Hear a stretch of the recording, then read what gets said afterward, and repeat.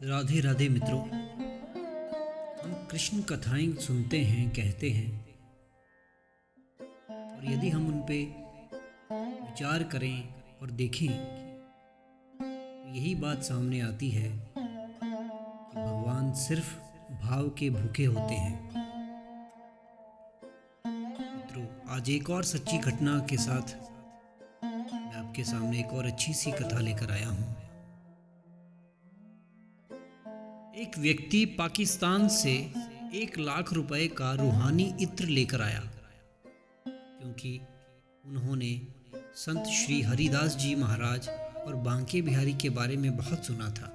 मन में बहुत लालसा थी कि कभी उनके दर्शन हों, कभी उनके पास जाएं, उनसे मिलें। उनके मन में आया कि मैं बांके बिहारी जी को ये इत्र भेंट करूंगा। इस इत्र की खासियत ये थी कि अगर बोतल को उल्टा भी कर देंगे तो भी इत्र धीरे धीरे गिरेगा और इसकी खुशबू लाजवाब थी। ये व्यक्ति जब पाकिस्तान से चला तो इसी भाव से चला कि इत्र श्री बांके बिहारी जी को चढ़ाऊंगा, उन्हें लगाऊंगा, उनके सामने पेश करूंगा। व्यक्ति वृंदावन पहुंचा। उस समय संत जी एक भाव में डूबे हुए थे। संत श्री हरिदास महाराज जी भाव विभोर थे, प्रभु की लीला में मगन थे। संत देखते हैं कि राधा कृष्ण दोनों होली खेल रहे हैं। जब उस व्यक्ति ने देखा कि ये तो ध्यान में है, तो उसने वो इत्र की शीशी उनके पास में रख दी और पास में ही बैठकर संत जी की समाधि खुलने का इंतजार करने लगा। तभी संत देखते हैं कि राधा जी और कृष्ण जी एक दूसरे पर रंग डाल रहे हैं। पहले कृष्ण जी ने रंग से भरी पिचकारी राधा जी के ऊपर मारी और राधा रानी सर से लेके पैर तक रंग में रंग गई। अब जब राधा जी रंग डालने लगी तो उनकी कमौरी खाली थी।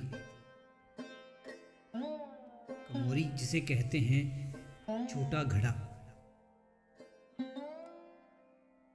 संत को लगा कि राधा जी तो रंग डाल ही नहीं पा रही हैं, क्योंकि उनका रंग खत्म हो गया है।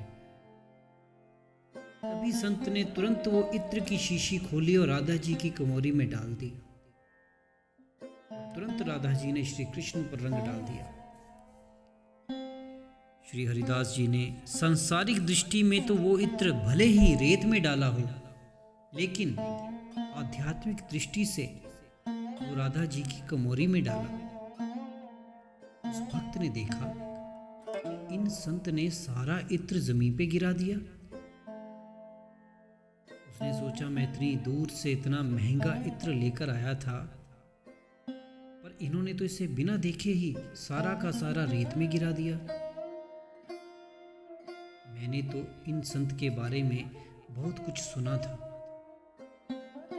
लेकिन इन्होंने मेरे इतने महंगे इत्र को मिट्टी में मिला दिया। वो कुछ भी न बोल सका। थोड़ी देर बाद संत ने आंखें खोली। उस व्यक्ति ने संत को अनमने मन से प्रणाम किया। अब वो व्यक्ति जाने लगा। तभी संत ने कहा, आप अंदर जाकर बिहारी जी के दर्शन कराएं। उस व्यक्ति ने सोचा कि अब दर्शन करें या ना करें, क्या लाभ। इन संत के बारे में जितना सुना था सब उल्टा ही पाया है। फिर भी चलो चलते हैं, जब इतनी दूर आ ही गए हैं तो दर्शन कर ही लेता हूँ। क्या पता अब कभी आना हो या ना हो। ऐसा सोचकर वो व्यक्ति बांके बिहारी जी के मंदिर में गया तो क्या देखता है कि सारे मंदिर में वही इत्र महक रहा है। और जब उसने बिहारी जी को देखा तो उसे बड़ा आश्चर्य हुआ। बिहारी जी सर से लेकर पैर तक इत्र में नहाए हुए थे।